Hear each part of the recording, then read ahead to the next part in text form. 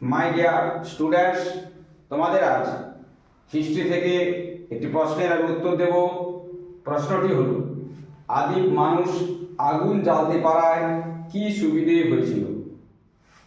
আদিম মানুষ আগুন জ্বালতে পারায় সুবিধে হয়েছিল বলতে গেলে আমরা বলতে পারি এরা সাধারণত শীতের হাত থেকে নিজেরা রক্ষা পেয়েছিল। আর কি না, বন্যপ্রাণীর হাত থেকে নিজেদের রক্ষা করেছিল। আর কি, খাওয়ারকে এরা ঝলসে খেতে পারত। তাহলে শীতের হাত থেকে কিভাবে রক্ষা পেত?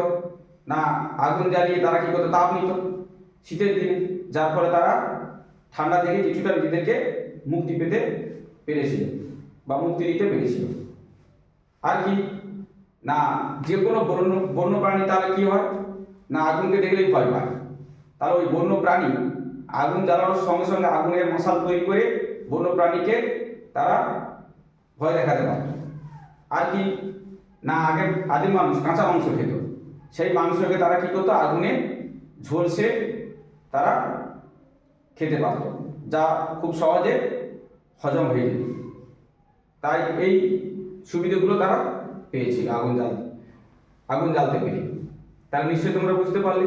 যদি তোমরা বুঝতে না পারো তাহলে তোমরা কমেন্ট করবে, আর যদি বুঝতে পারো চ্যানেলটা ফলো দিয়ে সাবস্ক্রাইব করে পাশে থাকবে পরের প্রশ্নের উত্তর পাওয়ার জন্য।